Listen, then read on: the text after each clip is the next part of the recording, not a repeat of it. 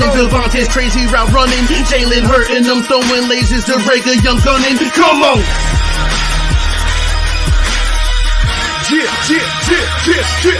On the D side, we ride, sack him with Fletcher, lay him out on the stretcher. No one can protect you. Watch Darius slay him, shutting down your routes. Come on! In my green John, eating Philly cheesesteaks. Put up your cups, wings up, if you can relate. Tailgating at the link like hands to strive to the Bird Gang Nation that's worldwide.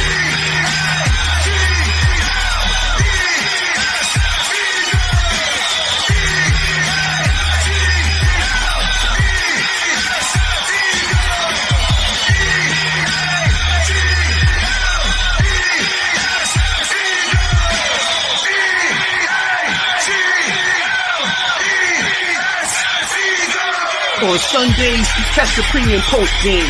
Mondays is Birds on Broad Street with Philly Notion and Cool Cat, the man in motion. And Wednesdays, the midweek special got you open with JC from Eagles Talk, hitting like B-Dog, baby.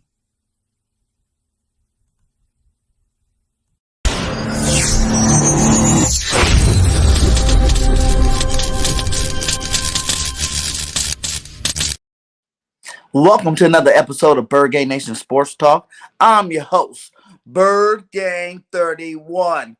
Today, Nation, we got a very special guest back in the building again. It's my guy, E-Rock. How you doing today, my guy? I'm doing good, man. Thanks for having me on. Yo, that intro is fire, dude. Yeah, you like it? Yeah, that's a good intro. I like that. Hey, man, thanks. You know, shout out to Kevin Estes for doing that for Bird Gang. Much love to you, my guy. So how you been, my guy? It's been a minute since you've been on, you know. I think last time we were singing a sad song. The record wasn't as good. You know, how do you feeling right now about our Birds, baby? Dude, I put it in my video. The beginning was a sad song. The beginning, like, it's really kind of, I'm at a loss for words for it. The first 7 games were some of the worst Eagles football I've ever seen, you know, in my lifetime. And that's legit. That's not bullshit. That's not... When I think back of some of the bad teams that I've seen over the years, nothing compares to the first 7 games of this Philadelphia Eagles 2021 season. I mean, they looked completely inept, completely lost, completely outmatched, completely out-coached, completely outclassed, completely out everything. And now as we're sitting here on waiting, you know, a couple days until the final game of the regular season against the Dallas Cowboys, which at a point in time we thought, at least maybe we can play spoiler and maybe ruin the Cowboys' chances at making the playoffs or knock them down a seed. All of a sudden we're resting starters and kind of it's a glorified end of season preseason game because we're making a run at the, you know, we've already locked in our playoff spot. So I call it the only 9-7 first round bye in the league. I mean, it's unbelievable. This has been by far the biggest in-season turnaround for a Philadelphia Eagles team that I have ever seen before in my life. And then it's really remarkable to think of where they are now. And albeit, I get it. Like, it was against some bad teams in the second half of the schedule. But you got to play who's in front of you. You know what I mean? You can't pick your opponents. And the Eagles handled business, and here they are.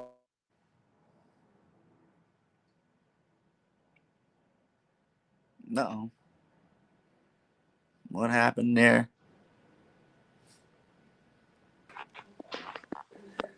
Oh, we missed you, man. You cut out there for a second. I'm sorry. Where did I leave you at? And here we are.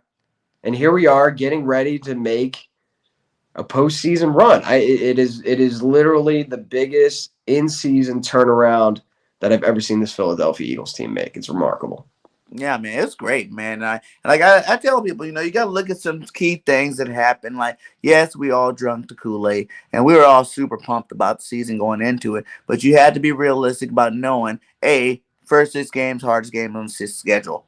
B, Nick Sirianni, first time ever head coaching in his life and trying to do the role of offensive coordinator. And C, Shane, that was his first, Shane Steichen, you know, first OC, I think, job he had. And then JG's first defense coordinator job. So putting all that together, you should noon, especially on the offensive side of the ball, when you had all these young pieces. Jalen was young, our receiving core is young, our line was even young. And when you see after week 2, we lost Brooks and say Amalu, so that was even young. So that was Yeah. just a lot of young pieces, with Dallas Goddard even being young, first time starting. So it was going to take a minute for these guys to gel. I know the Atlanta game kind of got everybody super hyped too. We're like, oh yeah, but it was just the Falcons, man. Yeah, and you're absolutely right. And not only was it a young, kind of inexperienced team with a young, inexperienced quarterback and a lot of young, inexperienced playmakers, but the biggest worry I had going into the season, and the thing that had me scratching my head the most, was just the coaching staff and the age and experience of the coaching staff.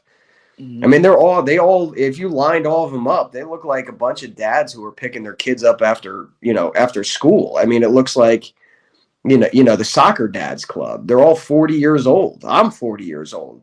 Could you Yeah, imagine? me too. Yeah, could you imagine me coaching the team? Like, that's terrifying. And all these guys, besides Stoutland, there wasn't really a veteran coach on that squad with any sort of real NFL long-term, sort of experience. So that's the thing that had me worried the most. And you could see them. You could see them working out the kinks and the communication and how we're going to run our game days, and Steichen calling the plays, or is the quarterback's coach calling the plays, or what's Nick Sirianni doing? Is he being more? How's his handle on the defense? How's Gannon dealing with this defense? It was all kind of a learning experience, and now to add we all knew it was going to be a learning experience, but now to add playoff experience on top of the learning experience is so far ahead of where we thought this team would be and what this team was able to accomplish. Let's not forget that, like, Carson Wentz in year 5, when he was going into that game, which ultimately he got injured by Clowney, but we were just so happy. Okay, Carson's finally going to get some playoff experience. Well, shit, Jalen Hurts and Nick Sirianni. Sirianni is going to get it in his first year as being a head coach, and Jalen Hurts is going to get it in his first full season as a starting quarterback.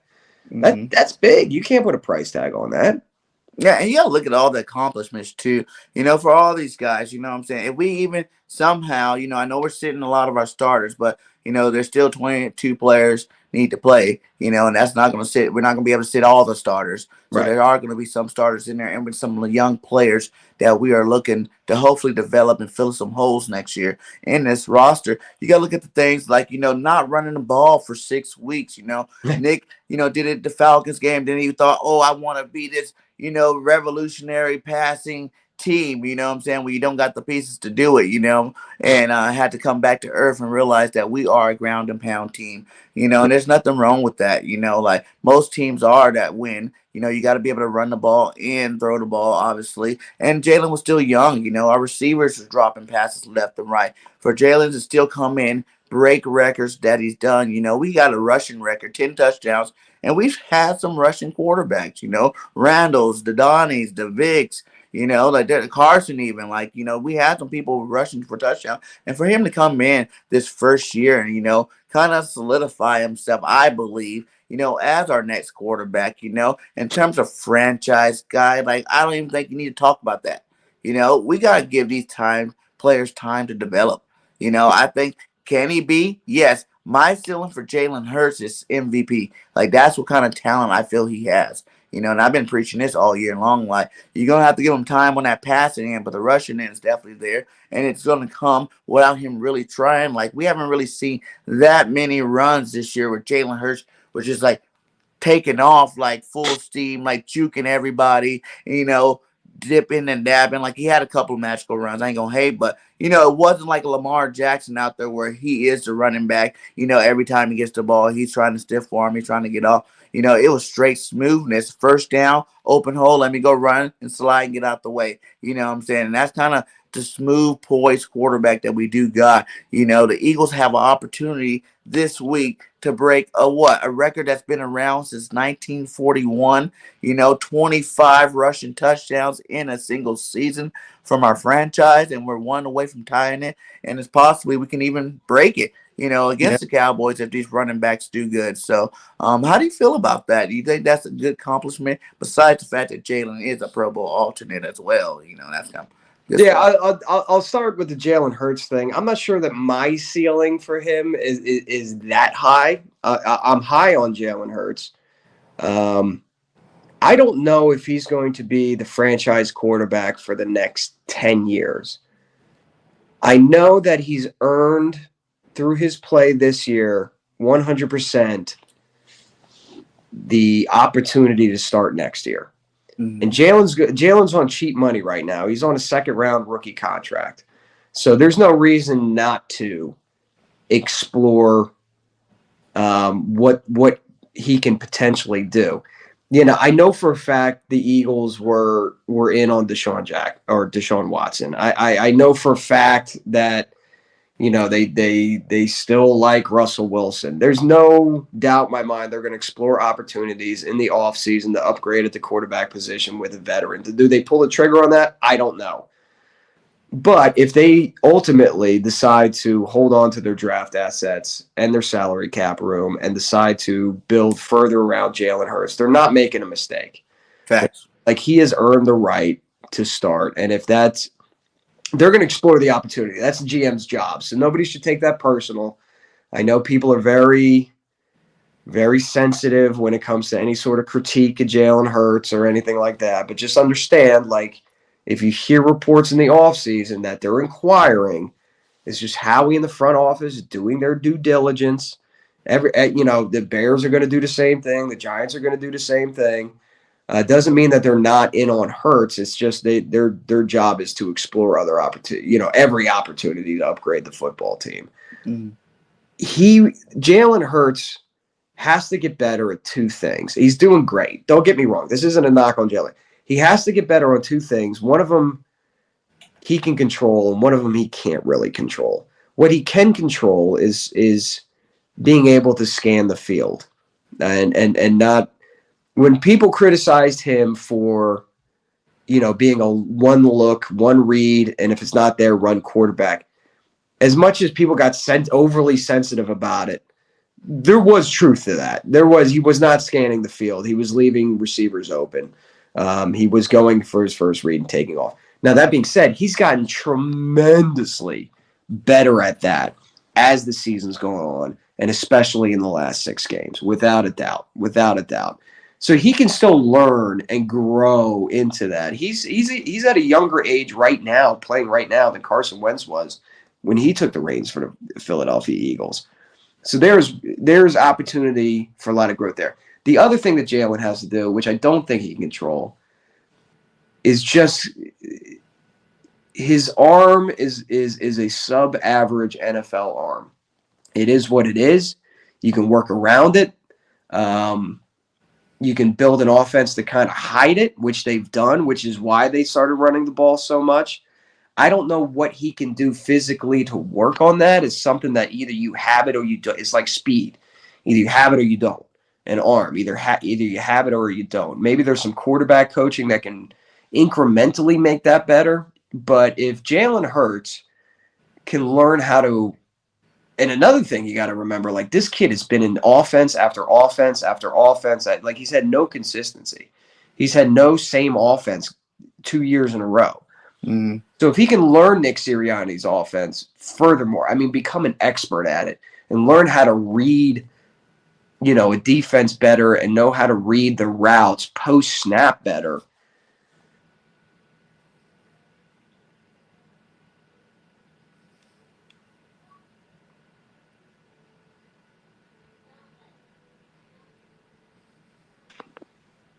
I apologize. I keep glitching out on you, dude. It's this New Jersey Wi-Fi that we got. Hey, no problem. Yeah, I you're live out in good. the sticks, so it's not so easy. But anyway, getting back to it, if he can learn how to read a defense, progress through his reads better, and make that arm just incrementally better on the deep ball, maybe we're leaning more towards your side of things, where he's a potential MVP candidate. And the only reason why I really say that, in terms of the MVP things, I look at certain things in a different light too. Things that I would say he couldn't control this year. A is, you got 6 games where you kind of got to wash due to the fact that we weren't running successful offense, period. You know, I'll agree with that. I'll we agree with were that. throwing the ball 40, 50 times a game without running the ball. You can't set I'll up the agree with pass with the pass type stuff. that. Mm-hmm. B, if you add up all the drop touchdowns or all the touchdowns called back this year and you put those into his stats and his the yards into his stats, you got the same as most of these top flight quarterbacks right now. And C, we got to look at him as a dual threat because that's what he is. As termed up Jalen being this all world pocket quarterback, that's just never been his game. And Mm. I don't really believe it should have to be his game. The Nope. league's transitioning to a more dual threat type quarterbacks in the league, and I think he can thrive pretty good in that. So if you're adding up those stats, and even when you don't add up the misses, Jalen still has like 3,000 yards passing, close to 1,000 yards rushing. That's 4,000 total yards that he put of offense for your football team and close to 30 touchdowns.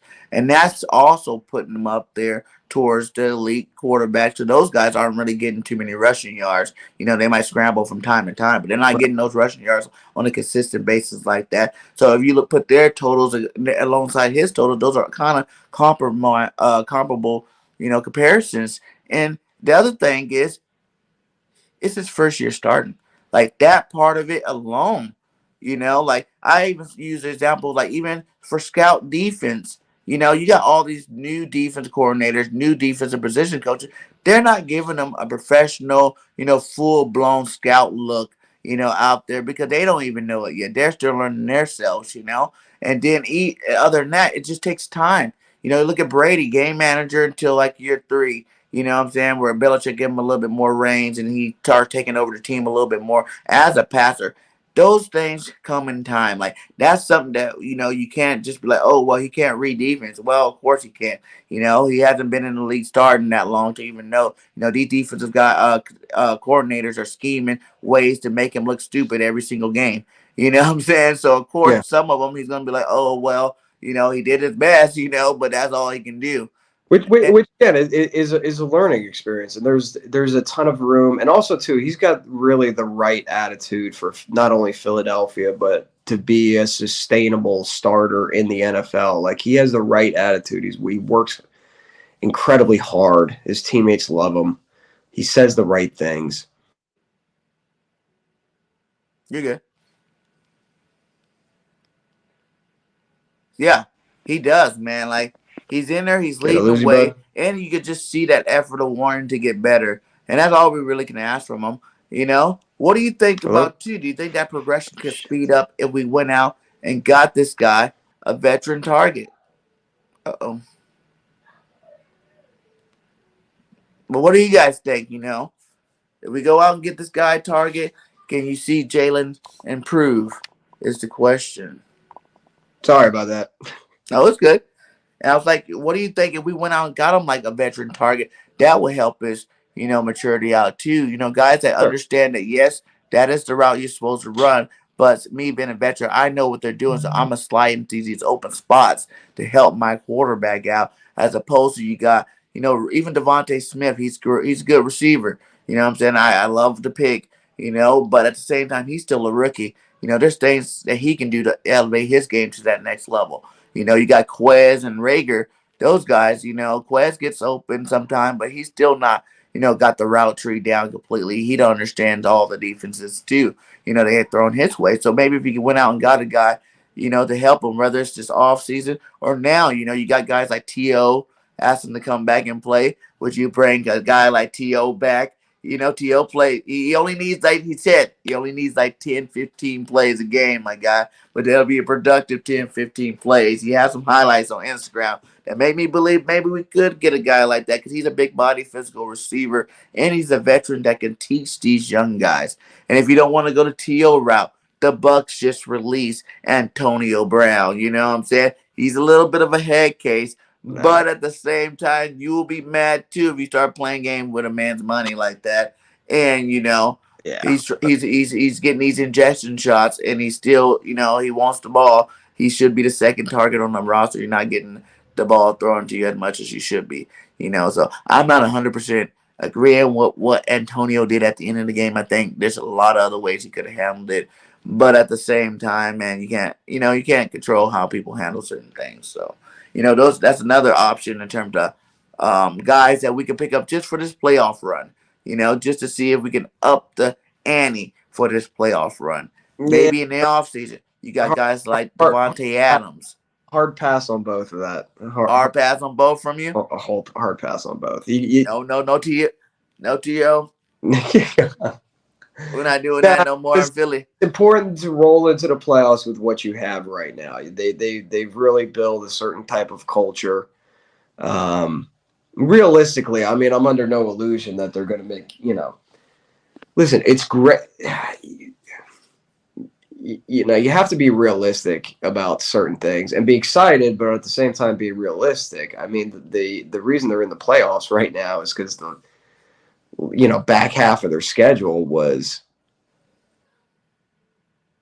garbage. I mean, it was the Jets, it was the Giants with Fromm, it was the Washington football team with a COVID riddled team. It was and hey, listen, you play who's in front of you. There's no excuse. You got to play who's in front. You don't get to pick your matchup.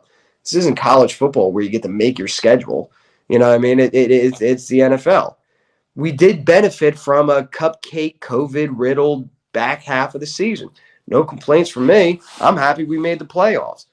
But the thing is, like, the Eagles are going to have to figure if they're going to have any sort of success in the playoffs. And I would view success by winning one playoff game. If they win one playoff game, I'll be tickled pink. This is not going to be a deep extended run. But they cannot get behind early and come off to these slow starts like they've been doing when you're playing elite football teams. You know what I mean? And Nick Sirianni has a tendency of, the run doesn't work and they go down a couple scores and he throws the game plan right out the window and then it's just pass. Like, we can't see that. We're going to have to see them mature into playoff football. So we're playing with house money right now. If we win a game, we win a game. We don't need any additional help. If we get help, it's going to be with the salary cap space that we have next year or the draft assets that we have. We should be focusing on that long, sustained talent that can grow along with this coaching staff and this quarterback rather than a quick temporary, fix or anything like that. Yeah, I get you. I'm just saying, something exciting. But I feel like a little different about this. I look at it this way in terms of the playoffs, man. You're the number one rush team in NFL in January. You have a top 10 defense. Yes, we can't control, the back half of the schedule, but everybody knew that, before the season started, that was going to be the kind of easier slate for us, And but when you look at the games, the good teams we did play this year, we showed fight early when our team was in disarray. You know what I'm saying? Like, you can go at least, 4 of those games and go, we should have won the game, and they were a better team than us. But we should have won. We cost our own selves the game as opposed to the other team actually doing things to, beat us. Like penalties at the end of the game, Like coach like mistakes. which game? Like who? Like, I think San Francisco. I think we should have won the San Francisco game. 100% cost ourselves a game. 100%. And then I think we could have won the Chargers game. We don't get those penalties late. Chargers kind of took their foot off the gas. And I think of like Tampa and Brady. Like, the only reason that game was competitive is because Tom Brady lost interest. You know what I mean? Like, they were up so big, then they were dominant. They kind of took their foot off the gas. But 2 of those games, remember at the end, if the defense would have stopped them and we had those 2 big Barnett penalties, that cost them to continue on those drives that actually, sealed us up there. If we get the ball back, Jalen's hot at that time. Who knows what could happen? We could have won those games, That's what I mean, in terms of, some of those games, they did take their foot off the gas.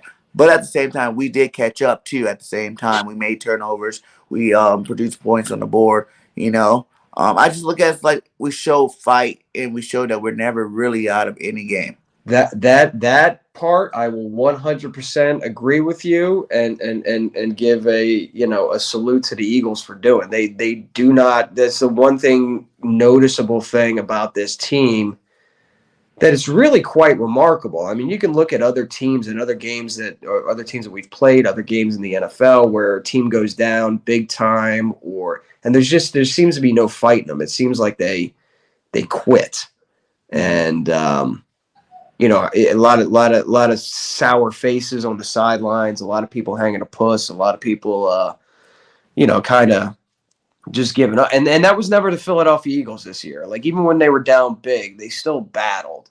Mm-hmm. So that's a testament to the locker room culture. That's a testament to what Nick Sirianni is communicating to the team. Now, granted, a lot of the times Nick Sirianni was the reason why they were down early to begin with.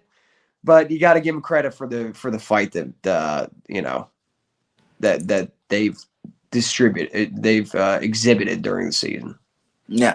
And with that being said, you know what I'm saying? Like I said, so, and then you look at teams in the playoffs that we could face. I want us to somehow play Tampa first. Yeah. For a lot of reasons. You knock off the head of the snake and the champions, Tampa Bay Buccaneers. They're at their weakest point. You know what I'm saying? They're missing Fournette. They don't got AB no more. They don't got Galloway, or isn't it Galloway, whatever his name is. You know what I'm saying? Your top two receivers are gone. And I think the one of those linebackers too, Shaq Barrett, might not be playing.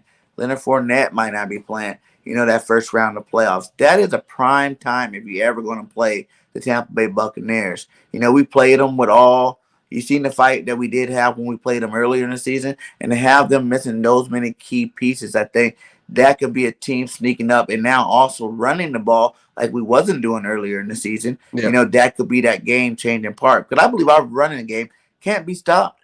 We showed the number one rush defense can do it. Number 3 rush defense can do it. No one's really been able to really do it for real. Like, 100 yards is good, but remember that long stretch of, 200 yards, 250s, we went on. And I feel it's more the linemen, it's the personnel that we have up front that really puts it in there where you don't really need to worry about which back is back there running the ball.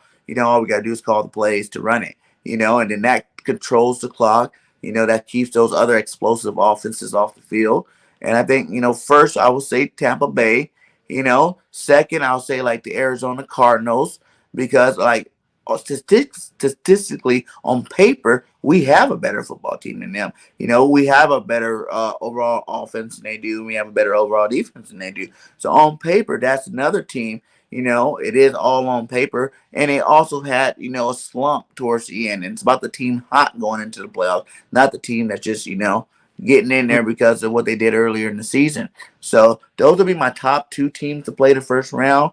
After that, I'll probably say, the Rams, because they're more of a finesse team. You know what I'm saying? I see if we were more of a passing team, probably having more trouble with those guys. And plus they got Matt Stafford, who hasn't proven anything yet. So, that will be my pecking order of teams to play this first round. And I think if we got it in that order, like, we can probably get out of this first round with a W. Yeah, I don't disagree with your list at all. I mean, the top of mine is Tampa Bay for all the injuries that they're having, the fact that they're, kind of cool, going into the playoffs a little with, some locker room drama with AB.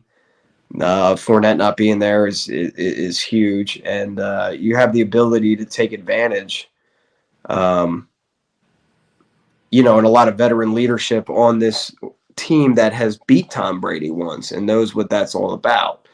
So I would say Tampa Bay 100% number 1, Arizona number 2. If it's the Rams, like, traditionally when you see championship style teams that are known for running offense, it's accompanied with, and it's almost never excluded, it's always accompanied with a dominant defense. Take a look at when the Giants both times beat Tom Brady. It wasn't Eli Manning, although he made spectacular plays in the Super Bowl. It was a ground and pound running game and a dominant defense. When Joe Flacco and the Baltimore Ravens, same story. You could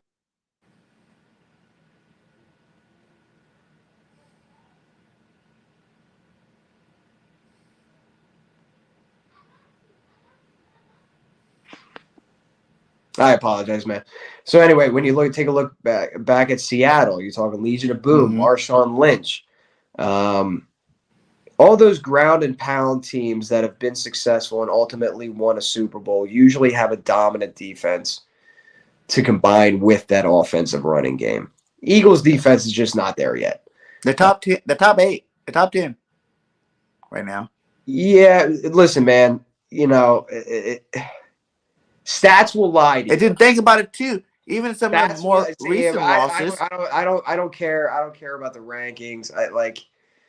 That's what I see on Twitter all the time. Just stats. If you take a look at these numbers, numbers lie. Like, trust your eyes. You know what I mean? Is this defense really willing or able to go toe to toe with an Aaron Rodgers led or a Matthew Stafford led offense? It's just not. Hey, how about this? Do you think it's the actual defense? Because you got to realize our defense has all the veterans. We have the good players on the defensive side that are veteran players. The Fletcher Coxes, the Darius Slays, even Nelson's a veteran. You got Harris, you got McLeod, you got Hargraves. These are all veteran players that can, come together. And a lot of our mistakes usually come from the coaching laws. What JG's really been calling out there. But the only defense I have to JG is, regardless of that, like, we haven't really that many times been blown out. Like, even in some of the losses, you think the Giants game, they only scored 13 points that game. Like, they're still keeping teams. I think our average is 17 points a game. And for real in the NFL, I feel like there's no real elite team this year. All the best teams have been beaten by garbage teams this year. Whether late in the season. All I'm saying is like, when I trust my eyes and don't even look at the stat, and I don't look at stats. When I trust my eyes, this defense isn't there yet. They've got some pieces. They're just not there yet, and especially with the slow starts that they've been having, giving up points early. Can't do that in the playoffs. You can think it's more the players or the coach? Yes, you can do that against the Jets. You can do that against the Washington football team. You can do that against the Giants. If you do that, I mean, take a look at the earlier games where it was, boom, Brady on top of you, Dak Prescott on top of you. And then your ground and pound run game goes right out the window because you're playing catch up. You know what I mean? So, listen, I'm not trying to be pessimistic. I'm just trying to be realistic about where this team is, who they've played, what the statistics reflect. And again, they've got a ton of salary cap next year. They've got a ton of draft picks, and they're going to address a lot of this. They're just not there yet. It's kind of unreasonable to expect this team to go in a deep playoff run with all this, new young coaches, new young talent, new young inexperienced everything. They're not there yet. If they win one, listen, we might get the Buccaneers, and I hope we do, and I hope we kick Tom Brady's ass. But just sustained. But on that note, I was asking, do you think it's more the players or the coach, or it's just a mix of both? I think it's a mix of both. I easily think it's a mix of both. Everybody's got to mature into it. Everybody's got to mature into it. Does Kelsey got to mature into it? No. Does Lane got to mature into it? No. Does Dickerson and Mulata got to mature into it? Yes. Do the running backs got to mature into it? Yes. Do all the receivers have to mature into it? Yes. Does the quarterback have to mature into it? Yes. Do the linebackers have to mature into it? Yes. Certain players on the secondary have to mature into it. Not excluding Slay, excluding Nelson, excluding McLeod. It's they're not there yet. But the thing is, and I put in my video, the thing that I'm hopeful for is, like, they will be. I 100% believe, like, going into next year, if people aren't talking about the Philadelphia Eagles, and the offseason moves haven't even been made yet, but you can kind of suspect what it's going to be. A lot of draft picks and a lot of money spent. This to me has a lot of 2016 vibes where, again, the Eagles, Doug Peterson, Carson Wentz, first-year quarterback, first-time head coach. You saw, even though they only ended up with, 6 or 7 wins, you saw glimpses. You saw flashes of, like, oh, shit, they're on to something here. Like, they're not there yet, but they're on to something. And then what did they do? They spent, they made the right moves in the offseason, acquired the right veteran wide receivers, Alshon, Torrey Smith. They brought in a veteran edge rusher and Chris Long. They brought in a veteran cornerback. The veteran running backs that they brought in. So you took a young team with a young head coach and a young staff that was working together. You surrounded with some veterans, and then all of a sudden, bing, you win a Super Bowl. So right now, if I'm going to compare this team to anything, it's going to be 2016 Philadelphia Eagles. And listen, 2017 could be right around the corner again. It depends on they have to do the right moves again, but they're just not there yet. I'm happy with the direction. I can't bitch about the direction. I love it. Like obviously everybody can say as of right now it's a win the season, period. Regardless on what happens in the playoff, this is regardless a of what season. happens. The 2021 Philadelphia Eagles season is a success. Period. End of discussion. Dallas fans can kiss my ass. Giants fans can F off. You know what I mean? Like this season is a success when everyone was picking us to be at the bottom of the division. Yeah. What do you think? Let's just go past this season. Like, because I think, like you said in the video too, like we are playing with house money. Any given Sunday, I think all these teams in the playoffs can get it. You know what I'm saying? I said that from the beginning with the roster we have. All these teams can get it. Like you said, they all need to come together. There has to be some magical stuff going on. But I still feel like all these teams can get it. And, I won't put a cap on how far I think they can get inside there. You know what I'm saying? If we win the first game, I'll be happy. We lose the first game, whatever. I'm happy we even make it into the playoffs and we can talk about it. And next year, what do you think are some of the biggest needs? What would you like to do with these first round draft picks? If you were the GM, what would you do with the first 3 draft picks? Well, first of all, I don't think they're going to use all 3. Okay. I think they will bank one of them for a first-round pick next year. In other words, all right, let's take the Colts pick. Let's rewind to a scenario not so long ago where the Eagles had a very late, I think it was coming off the New Orleans Nick Foles, ball through Alshon Jeffrey's hands, where they had the 28th pick, and Baltimore moved back up in the first round to go get Lamar Jackson, and we acquired another second-round pick. Mm-hmm. So I could easily see the Colts pick or another pick, team wants to move up. All right, cool. Well, give us your first-round pick next year and an additional 2 this year. So you can have 2 first-round picks this year, next year, and 2 twos this year. I don't think they're going to use – and honestly, if I was a GM, I don't think I would use all 3 first-round picks. You don't think we need that kind of first-round talent? Like, I understand a lot of people think about the banking stuff, and I feel like either A, since we're not getting those top 10 picks we thought we were getting in the beginning of the season, when us, Miami, and the Colts were not playing so good, you know what I'm saying? They're like, Eagles could have 3 first top 10 picks, Right. That was awesome. Now we're looking like we're getting like one maybe 15 to 20, and then the other 2 definitely 20 to 32, depending on how far anybody goes, Would you just consider maybe 2 picks and package that up and move up to the draft to get a more elite player? Because I feel like we need elite player. We need to stop with this whole worrying about the second half of the draft. I think one of our problems is we're not getting these, especially on defense. Like for me, I will go grab one of these top flight linebackers, and if you can package up and get one of these top flight defensive players, besides linebacker, like, a Hutchinson or, a Hamilton type guy, a safety, that can play the box too, go do that, package up and get up there and grab one of those guys. With the 3 picks, I feel like we really do need like 3 elite players, like 3, first round quality players on that defensive side of the ball. Like whether they all 3 pan out or not, that's another thing. But, I think our team could really use that injection of like just pure talent. We never really draft first round linebackers. Usually we're going first round linemen, whether it's offensive linemen, defensive linemen, and I feel like we can actually do something different this year and put it in our defense with 3 actually first round defensive guys and maybe pick up like a veteran receiver, through free agency. I don't disagree with it. Well, yeah, man, that's how I see it. Like I said, like we don't know what Howie's going to do, how he can mess this all up. I don't feel like he is, just because I feel like, that was another thing. How would you grade Howie Roseman? Are you still on the board where we should still try to work on getting him out of the building?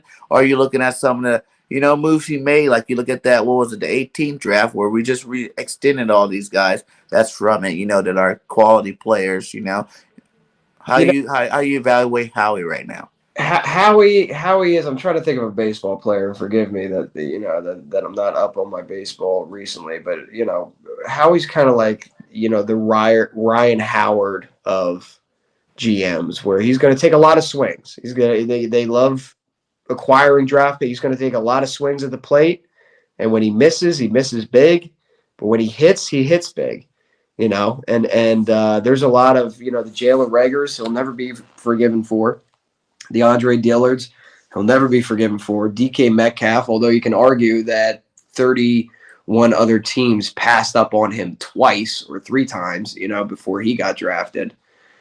But then you take a look at some of the most recent drafts, where they're now extending guys, the Goddards, the Avonte Maddoxes of the world. And recently, he's had some pretty solid drafts. And I'm not a Howie hater. I'm not a Howie super fan either. I'm just kind of like,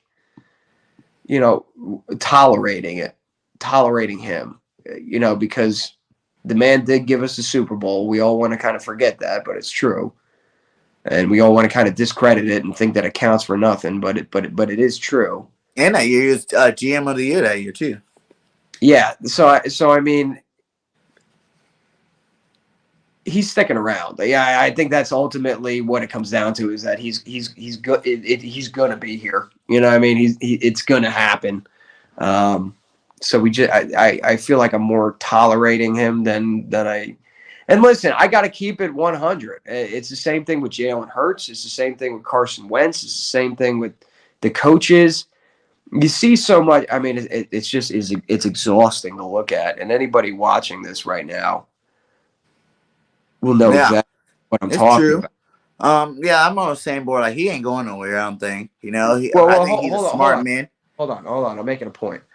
Oh. So it's exhausting anymore to look at Twitter, to watch YouTube, to everything's hot takey, right?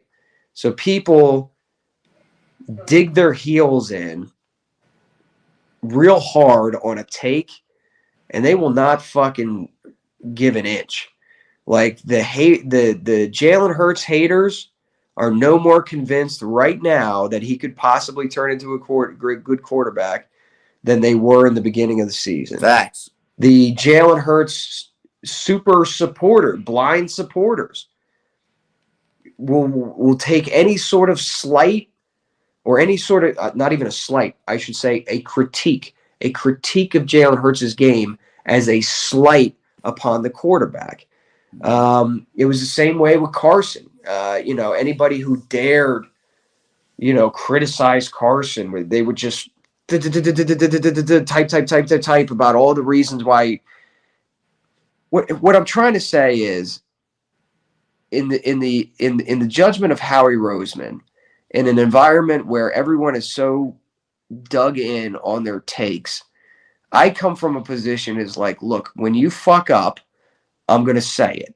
When you need to work on something, I'm going to say it. When you're doing good at something, I'm going to say it. When you deserve praise, I'm going to say it. So nobody's above a pat on the back or a foot in the ass. You know what I mean? So Howie Roseman deserves a foot in the ass for a lot of the draft mistakes he's made. But I'm watching Twitter today, and I even deleted the tweet. Like I typed it up and then I deleted it, and it said, like, Howie Roseman, for as many times as he's missed, deserves criticism for that. But honestly, for a lot of the things he's done as far as cleaning up the salary cap, putting us in the position that we have with 3 first-round picks next year, with some of the recent draft picks that he's made, which have been contributing on the field early and often, he deserves a pat on the back. You will not see people give him a pat on the back, but he deserves a pat on the back. Yeah, and that's true, man. And I totally agree with what you're saying about, the haters are going to hate, the supporters are going to support, because I am kind of one. on the supporter side. But for me, I look at it like this: like I feel like you criticizing a young player that obviously that everybody knows needs to develop. You know, there's players 10 years in the league that still need to develop. You know, at parts of their game. You know, and then you look at I just look at the rest of the league when it comes to like the real critique. Like, you know, you miss some throws. I'm like, well, every quarterback misses throws. You know, and these guys know about the defenses. You got guys like Tom Brady miss throws. You know what I'm saying? Like these guys all do it too. So in terms of like really always getting so hard down on the young guy, you know, it's a season. This is just time for us fans to support them and uplift them. Let's talk about them, you know, and what we think needs to happen more towards the offseason as opposed to every single game, nitpicking the game by game scenario, you know, where there's just things you know has to change. Like that's just like a given. You know what I'm saying? He's young buck. Let me answer J Rock 360's question, which is, do you believe that Hurts and Smith can turn Rager's career around in the offseason? I believe they can. To be honest with you, if you're relying on Hurts and Smith if anybody's relying on other people to turn around their own career, they're doing it wrong. Facts. The only person that can turn around the career is Jalen Rager. The only person that can get the fuck off social media so he's not all in his feelings, Jalen Rager. The only person that can really kind of fix himself is Jalen Rager. And listen, I hope he does it, but it could be a Nelson Aguilar situation where just Philadelphia. Listen, Philadelphia is not a market for everybody.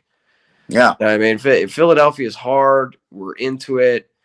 Doug Peterson, even as he's speaking now, you know, kind of doing his media I want to coach again tour, will tell you straight up that, you know, they kind of take it a little too seriously over there, which we don't believe that we do, but I can see where Doug's coming from, where, you know, we're not getting our way. We don't like what we see. We spit fire. You know what I mean? Can you handle the heat? Can you handle the heat? Carson can handle the heat. Now, like you said, I feel like Jalen's the same. That's the same thing that's happening with Rager. Is she's too into like trying too hard to please everybody instead of just chilling and sitting back and playing some football. You know how you're gonna stop the hate? Catch the ball. You know what I'm saying? You know how you're gonna stop the hate? Put some stats up on the board. You know, to stop the hate. You know, if you don't produce when you're in the game, then of course the hate's just gonna continue to come. And you know, like you said, you gotta get out of your own way. It's more of a mental thing than an actual. Oh, he physically can't be a good receiver in the league. Exactly, 100%. Yeah, DK for a first or second. Would you make that move, DK, for a first or second round for Seattle? Why would Seattle give that up? Why would Seattle give him up? That would be because Russ is leaving and they're gonna be rebuilding over there. Nah, but they're not rebuilding. They're not looking to get rid of DK. I mean, Russ, yeah, I can see them moving on from Russ, but like, why would you? Why would you? He's dominant. Nah. If I'm Seattle, I'm telling you to get the hell out of here. Yeah. Well, hey, you know, I'm into whoever you can bring. Like, I really do believe we should get a veteran receiver. You know, if you look at some of these really top quarterbacks, the, you know, Kylers, the Bradys, the, you know, Herbers, the freaking, you know, Rams and Matthew Stafford, they all have more than one Dak in Dallas. You got more than one, you know, starting receiver that's like, you know, your number one receivers on your team. And I'd say that, you know, if we got two number ones, you know, obviously Devontae still be a number one, but if you got a guy like, you know, that's big time, you know, like Devontae Adams or something like that, another, you know, starting number one quality, like 1A to 1B type pairing that, you know, our passing game could be a lot better, you know, but right now we have a lot of young guys trying to, you know, become that next player. And we don't know if they're going to fully become these players that we want them to be. You know, we see potential, but is that going to actually unfold into actually being a star in the NFL type thing where you can go out there and go lock yourself one of these, you know, good veteran, you know, starting caliber receivers and you already know what you're getting when you get them, you know, and just bring them in the fold like a Mike Williams from San Diego. Yeah, I mean, not San Diego, LA Chargers. You know, that'd be a good pickup this offseason. Like I said, Adams would be a good pickup. You know, or maybe even a what's his name, Robinson? His name Robinson from the Bears. Yeah, Bears. Yep. Yeah, Robinson from the Bears, like one of those type guys, and just bring it, or even like an OBJ. How you feel about like an OBJ coming over here? You know, he's kind of erecting his career over there with the Rams. He's on a 1-year deal as well. What do you think about OBJ coming? No, I've read this book before. I mean, it's time and time again. It's OBJ gets a fresh start in Cleveland, it goes wrong. Antonio Brown gets a fresh start in Tampa, it goes wrong. T.O. gets a fresh start. The only wide receiver that I've ever seen that genuinely got like a fresh start, I'll name two of them, that it worked out for them, I would say, is Chris Carter, coming from the Eagles and then going to the Vikings and have a long sustained career there. And the other one is Randy Moss, coincidentally, another Viking who went to Oakland. That didn't end well, and then when he got under Bill Belichick, had a couple of very productive, low drama seasons. But there's just something about these diva wide receivers that just hey, listen, it might be that when the honeymoon phase ends, it just ends, and it doesn't end well. And it's just the same story over and over again. And I'd rather go out and get an Adams, where an Adams, I think, is a realistic target. I don't think that's beyond us, or we're going to have the salary cap space. I think Aaron Rodgers is moving on from there. If Rodgers isn't there, if you're Adams, why not secure your bag and try to go to another team and be the guy on that team, Yeah. Well, what we would say about today's news, how they talk about really wants out of Atlanta. Would you bring him, since he's an Alabama receiver, to pair him up with a guy like Devontae Smith? Do you think really is good enough to come in here and produce? I like all that. I'm not giving up one of those first for him. Only because, and I get the Alabama thing, and Jalen Hurts is here, and Smitty's here, and they're Alabama boys. I get it, but if that guy, we thought Rager was insensitive. Like if he genuinely, and that's the report down there that he developed some mental health issues from being on social media, which is a legitimate thing. I'm not discrediting it or saying it's a fake thing. It is a real thing. But that's Atlanta. I can tell you during Atlanta's home opener, the stadium was half empty and taken over by Eagles fans. That is a low ball, low pressure market. You're going to take a kid you're going to give up a first round pick, and he's certainly a first round talent. Not saying you think he can get a first round pick for him after this year?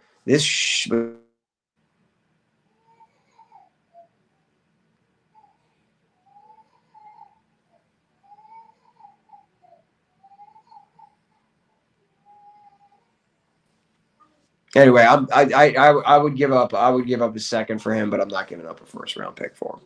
I gamble a second away. I don't think he would cost a first anymore, because after Calvin left, this year him being a man, he didn't really produce. You had Pitts producing most of the yards. I know he was hurt a lot of the season, but he wasn't like breaking the big plays off like he did, the years he did have Calvin. I know everybody say, not Calvin, Jones. I know everybody said Jones was hurt. That's last year when he was there a lot of the season. But at the same time, teams knew about Jones. So they were already putting the pressure on Jones, and he kind of had the second receiver. And then even when Jones went down, everybody wasn't really worried about him. It was kind of like his first year to kind of go out there, because at the beginning of this year, even when he was healthy, man, he hasn't really done nothing too special to me, I don't think. Yeah, he's undoubtedly a first-round talent, and I think it would be a good home for him given his former teammates, college teammates here on the team. My only big concern is, we get sick of Jalen Rager. We boo his ass, and it's a thing. It's a thing in Philadelphia. Philadelphia Sports Talk Radio for a week was like, should we boo it? Should we be boo? Philadelphia is questioning their own boo. It's like, are we doing the right thing here? And he still trots his ass back out there for punt returns and tries to make something out. I can give him credit. He still goes out there and tries to make plays. Calvin Ridley did not. He just bounced. He dipped. So, yeah, I'm hesitant to give up a lot for that kind of gamble in a market where I know it's going to be harder. Yeah. Who do you want to see step up? Since a lot of these players aren't going to be playing in this Dallas game, we got guys like, Jacoby Stevens, Sean Bradley, You know, you're gonna probably have Goddard sitting out, so you're gonna get to see a guy like Tyrese Jackson get some extra playing time. Hopefully we can get like a Huntley or Gainwell gets more bulk of the rep. Like, who are these young players that you're hoping to see come out of this game and actually show that they're worth being on the team next year? Yeah, the last one you hit, I was waiting for you to say it, is Gainwell. He was kind of a big part of the offense in the first 3 games, and then kind of fell off the map. I mean, it was where did he go? Just kind of got wrote out of the script. So I'd like to see him have a big game. Obviously, I think the more the more snaps Rager gets, the more beneficial it'll be for him. And Jackson at tight end, he was the training camp darling. Everybody raved about, what he can do in his future. Now, granted, the dude had a broken back, so he's slowly transitioning, but he earned that roster spot, and I would love to see him display his talents and really get an opportunity to be that. The guy's a monster. I mean, Jackson is just towers over every. Like, when you look at Jackson, when you see him up close, you're like, holy shit, this guy's big. He's got the wingspan of a small plane. You know what I mean? I'd love to see him get in the mix and show off that talent. And what about some of the defensive guys? You got those 2 corners we picked up, that Denver cat, Vincent from LSU, Vincent Jr. You got Tay Gowan. We got in the Zach Ertz trade. And then you got the Zach McPherson, who we drafted ourselves. Do you want to see any of those guys? You think any of those guys to step it up? I mean, I would like to see it. I'll be honest. I'm not a huge fan of any one of those guys. None of them, not even McPherson? Yeah, I'm not big on McPherson. So you still think we need to go grab another cornerback? Oh, what? If we're talking about spending those 3 first-round picks without naming players or knowing how the board falls, corner, linebacker, defensive end. You know what I mean? You need somebody opposite.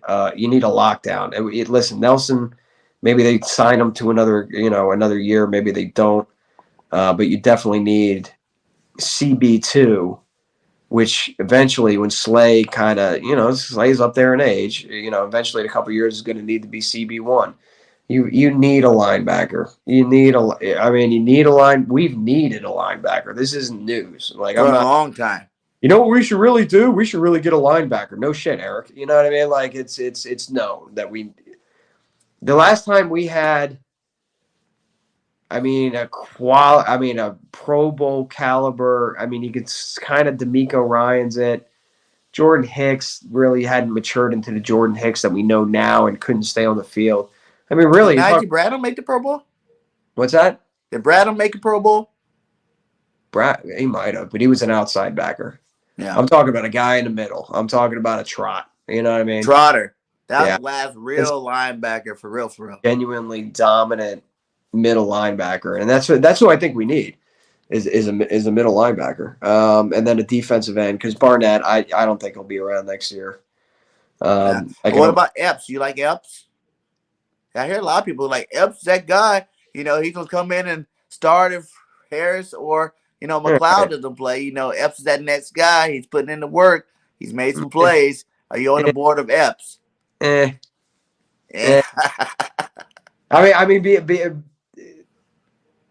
Going past McLeod, who again is getting up there in age, Slay, who's still playing at the height of his game, but granted, age creeps up on you, and Nelson, who I think is a serviceable number 2. I'm not a big fan of really. And Avonte, he gets lost in all that, but Avonte is a really great slot corner. Yes, which is a specialty thing in this league. Mm-hmm. We saw him on the outside, not great. Slot, phenomenal. God bless. Do your thing. That's why you earned that extension. Mm-hmm. So he tends to get forgotten about. But when we're talking about just your base package, not nickel. Besides Rodney, Slay, and Nelson, who can is replaced, I'm not wild about any of them. No, that's true, man. Hey, man, but we are at that time, man. Hey, give us some hope, man. Give us a nice little spiel for the playoff? What should the Eagle fans really be preparing themselves for this playoff before we get you out here, my guy? Well, first of all, you're playing with house money.